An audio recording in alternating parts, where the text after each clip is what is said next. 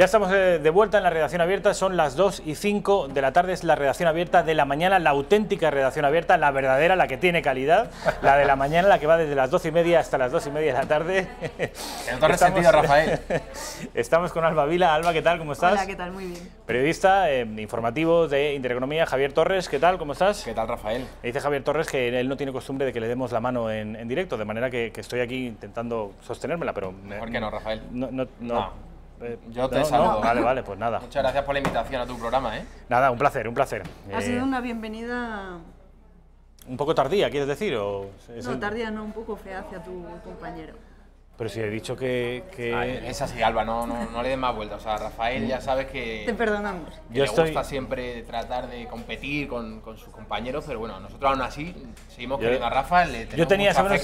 Saben ustedes que yo tenía un programa por la tarde, la redacción abierta, que era un programa, en fin, que entre todos habíamos conseguido situar con cierta influencia, y de buenas a primeras veo que como consecuencia de unas gestiones oscuras de mi compañero Javier Torres, me quedo yo sin ese programa y me mandan a mí a la mañana. Bueno, en fin, es algo que sin embargo acabaré perdonándote.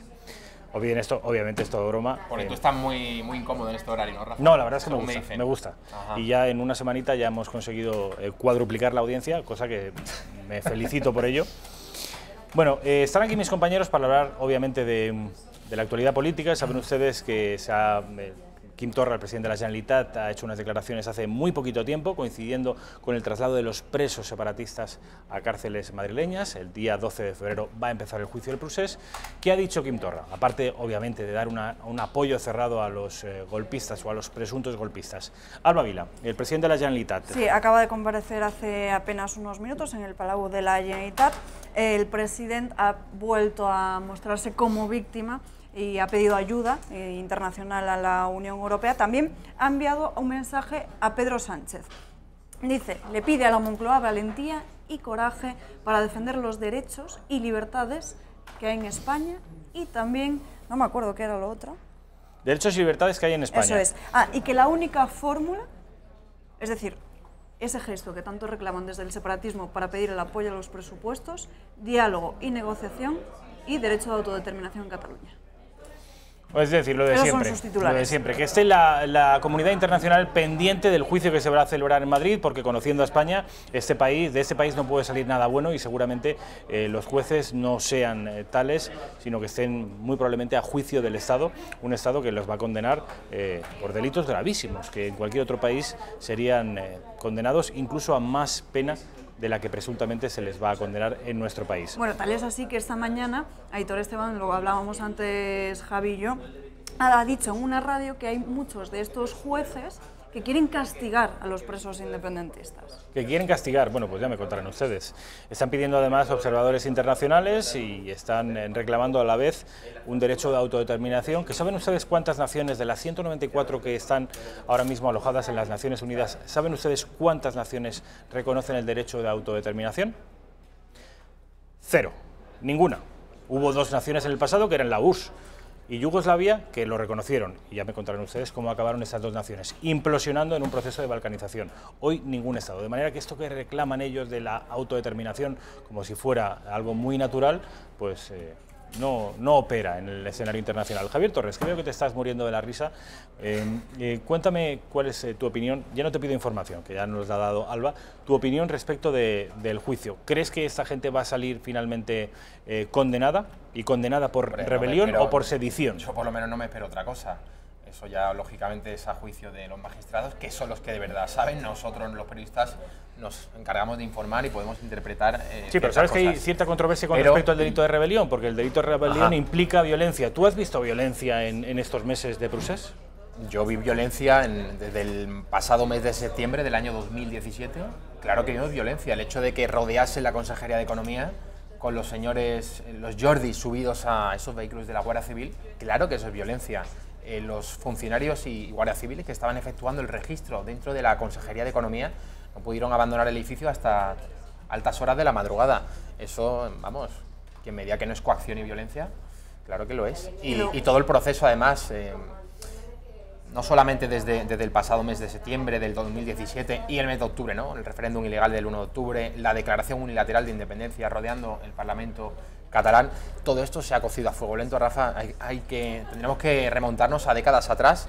El discurso nacionalista, cómo ha sido impuesto como un rodillo ideológico, tanto desde las instituciones, desde las aulas, con esa competencia de educación que tienen los nacionalistas, medios de comunicación, y que también han ejercido, y por supuesto también con TV3, ¿no? Nada de esto se entiende, yo creo, sin la televisión pública catalana, que ha hecho, y muy bien desde el punto de vista, claro, de los nacionalistas, ese proyecto para que hoy día casi la mitad de los catalanes crean que España no solo no es su nación, sino que es su enemigo, el principal enemigo que tienen en sus vidas. Alba Vila. Estoy totalmente de acuerdo con lo que dice nuestro compañero Javi Torres, pero también creemos que con este juicio se va a poner fin al separatismo, y el problema ahora no está en que estos nuevos separatistas vayan a sentarse en el banquillo, porque el desafío continúa y está en el propio gobierno.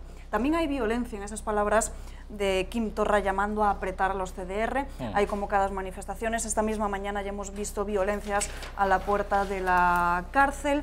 También Arran y tanto los CDR han convocado muchas movilizaciones, ha llamado a salir a las calles aquí en Madrid por este traslado de los presos. Entonces, la violencia no es que haya habido violencia, es que la violencia continúa. Sí. De baja intensidad quizá, pero no es atentados terroristas como en la época de ETA, pero sí que se produce violencia y coacciones de alta intensidad, de baja intensidad. Perdón, Javi, una última pregunta que os quiero hacer, porque quiero pasar de tema. En Cataluña se va a producir, como saben ustedes, un juicio, para ellos es un juicio político. Yo, y estoy seguro que vosotros tenéis la misma opinión, este juicio tiene que celebrarse, obviamente, y si son culpables ha de condenarse y tienen que pasar una serie de años en la cárcel. Pero, una vez que esto se produzca y la sociedad catalana se excite aún más de lo que está, como consecuencia de los fallos judiciales que se van a producir, ¿podemos fiar la unidad del país al Código Penal? ¿Podemos mantener a los catalanes dentro de España mediante la coacción legal? Rafa, recogiendo el guante de Alba Vilalaje. Cuando está hablando de la violencia he querido aportar una opinión más, sí, pero es que no me has dejado, Rafael. Yo quería decir, utilizando y empleando términos carmenísticos, que la violencia está incardinada en el ADN del nacionalismo catalán. Y no solo del nacionalismo catalán, sino de todos los nacionalismos periféricos. Todos los nacionalismos han desembocado en un grupo terrorista. En Cataluña, Terra Allure, en el País Vasco, la banda terrorista ETA, y el de Galicia se lo sabe Alba Vila. ¿Cómo se llama el de Galicia? El Ejército del Povo Galego. Exactamente. Se llamaba. O sea que no es casualidad que las ideas tienen consecuencias y todos los proyectos nacionalistas al final desembocan en un grupo terrorista. Esto, desde luego, que no es casualidad. Vale, Alba, con respecto a mi reflexión, ¿se puede fiar la unidad del país una reflexión al Código Legal? Que no comparto del todo. Has hablado de la Cataluña exaltada. Excitada, ha sido el término. Ha sido el término empleado. No estoy de acuerdo. No creo que la mitad o más de la mitad de los catalanes quieran romper con España. Hablamos más de ellos, pero porque hacen más ruido. Pero en los últimos meses, incluso en el último año, hemos visto también esa parte de la Cataluña silenciada, la que ha salido a las calles a defender sus derechos y libertades. No comparto del todo, como digo, esa reflexión que has hecho. Bueno, sí, pues partiendo de esa base, obviamente que no todos los catalanes son separatistas, ni muchísimo menos. Ni siquiera la mitad. Ni siquiera la mitad, pues el 45% o incluso el 40%, me da igual. El caso es que el código legal no puede servir como obligación para permanecer en el país. Yo entiendo que deberíamos desplegar un relato, una narrativa política, cultural, sociológica para intentar mantener la unidad del país, no por la fuerza de la ley, sino por la fuerza de, llamarme cursi, pero de la solidaridad y de la hermandad entre los pueblos de España. Hombre, es que uno de los principales problemas, que aquí en Intereconomía, como sabes, siempre lo hemos denunciado, es el adoctrinamiento en las aulas, y siempre desde que son muy pequeños. Hay que acabar con eso. Hay que acabar con eso. Es el problema que hay de raíz. Rafa, yo creo que hay una cosa esencial. Has dicho que no te llamamos cursi. Yo me voy a morder la lengua hasta sangrar y no te voy a llamar cursi, pero te apetece. He de decir, Rafael, que aquí hay una cosa muy clara. Hay unos señores que están infringiendo la ley, que quieren romper con la unidad de España. Entonces, el Estado está desde el pasado 1 de octubre, incluso me remontaré desde que rodearon la Consejería de Economía catalana en septiembre del 17, el Estado está ante una tesitura y ante una situación límite. O sea, es decir, aquí o ganan ellos o ganamos nosotros. Entonces, el Estado se tiene que imponer con todos los elementos y herramientas que le facilita la ley, principalmente con las fuerzas y cuerpos de seguridad del Estado. Con la ley se puede, Rafael, y estamos viendo que a los líderes separatistas no les va a salir gratis la broma Con la ley podemos frenar un golpe, pero a largo plazo supuesto. No podemos mantener la unidad del Pues país. con la ley habría que decirle a los partidos que se llaman constitucionalistas, que por cierto vaya término cursi también, donde los haya, al PP, al PSOE, a Ciudadanos y Vox cuando entre en el Congreso, que son mayoría de 2/3 en la Cámara, podrían, por ejemplo, recuperar las competencias de educación. O sea, con la ley se pueden hacer muchas cosas. Y con la ley se les ha dejado y se ha mirado para otro lado durante décadas que allí se estuviese alimentando y generando un proyecto contra la unidad de España. Esto se ha hecho y es culpable tanto el gobierno de Zapatero, de Felipe González, como el de Aznar y el de Adolfo Suárez. Absolutamente todos. Bueno, pero tampoco le pidamos peras al olmo. El gobierno de ahora necesita el separatismo y no va a hacer nada que no les guste. Eso desde luego, ni se le espera. Este es el último gobierno en el que se puede confiar para enfrentar un problema de una complejidad como la del problema separatista. Vamos a cambiar de tema porque me gustaría que un breve debate, porque no va a dar tiempo a más, entre Alba y entre Javi, con respecto a un asunto que es el conflicto VTC-Taxi, Taxi-VTC, que teniendo los dos, y yo, un perfil ideológico similar, obviamente, no somos ninguno de los tres de ultraizquierda, precisamente, sin embargo... Un poco progres si quieres, Rafael. Bueno, yo soy un poco perro flauta, sí, bueno, sí. Pero el caso es que ellos dos tienen un perfil ideológico pues más o menos similar, no son personas de izquierdas precisamente, y sin embargo sospecho que en este asunto, conflicto Taxi-VTC, van a tener posturas diferentes. No os pido información, os pido opinión, análisis. En primer lugar, Alba Vila. ¿Te posicionas de alguna manera? ¿Tienes simpatía y por qué con alguno de los dos colectivos? Sí, es más, desde un primer momento me he situado a favor de los VTCs, porque hay una comparación que ha salido estos días por las redes sociales y no está del todo bien hacer esta comparación, pero al fin y al cabo, es lo mismo. Es como si una librería de barrio pequeña se enfada porque Amazon venda libros. Es lo mismo, pero sí que es cierto que en las últimas semanas también es cierto que el sector del taxi, entiendo algunas de sus exigencias, entiendo que pidan regularlo, pero el problema no es el sector del taxi, el problema son las administraciones que durante tanto tiempo han alimentado a este sector. Yo sigo situándome a favor de los VTCs, pero siempre y cuando la administración se haga responsable y empiece a poner un poco de orden en todo este asunto. No se pueden vender licencias con unas cifras astronómicas. No puede ser que unas licencias pasen de padres a hijos, se jubilen y las revendan a un precio, como te digo, fuera de lo normal. Debería existir un fondo. Especulación, eso se llama especulación. Eso es. Debería haber un fondo en el que esas licencias, que es una licencia, te la vendo por tanto, cuando tú te jubiles me la devuelves y yo te la vendo por un precio razonable. No lo que se está haciendo. Y luego el taxi, lo siento mucho, pero en los últimos años han sido ellos mismos los que han empeorado su imagen. Lo que no puede ser es que... Concreta. A ver, ¿por qué? Te lo digo porque a mí me ha pasado y lo he hablado con el señor Funes en esta misma mesa en el mes de verano. Sí. Que ellos te dirán que hay una aplicación que se llama TX Madrid, que la puedes descargar y si tienes algún problema con un taxista puedes poner ahí el problema que hayas tenido. Ellos te responderán y veremos qué pasa. Bueno, ahora mismo no porque están de huelga, pero cuando este sector vuelva. Sí. Por ejemplo, no puede ser que tú, porque no seas de Madrid, como por ejemplo es mi caso, se den cuenta, o no lo sé, intenten darte una vuelta gigante. O sea, que te lleven por un trayecto mucho más largo, porque yo me acuerdo una vez, en pleno paseo de la Castellana, quería ir hasta Cibeles, que es línea recta, no hay más. Pues se desviaron por Serrano y por la Puerta de Alcalá. O sea, eso para empezar. Luego, ¿y dónde cogiste el taxi, Alba? No se puede generalizar eso. ¿El qué? ¿Dónde cogiste ese taxi? Pues a altura de Nuevos Ministerios. Vale. Bueno, yo creo que... Javi, ¿qué opinión tienes tú? Vamos a ver, yo obviamente creo que no se puede generalizar, como ha hecho Alba. No se puede generalizar. Esto no es se lo puede normal. generalizar, claro que no. No es lo normal. Claro que no. Y luego tampoco comparto mucho esta huelga porque hay 3 personas que tienen estos taxis y que sus empleados no quieren secundar esta huelga, están perdiendo alrededor, por los datos que hemos manejado estos últimos días, 180 euros al día más o menos. Y hay taxistas que no son dueños de esas licencias, que están asalariados, que no tienen más, que viven al día. Es una pena, desde luego. Javi. Yo creo, Rafa, que el debate del taxi no es un debate de blancos y negros, hay bastantes gamas grises. A mí, para empezar y decirlo, y esto es una cosa muy personal, ¿no? A mí me suscita más simpatías el sector del taxi. A mí los taxistas me han salvado muchas noches de verdaderas hecatombes, Rafael, eso lo tengo que decir.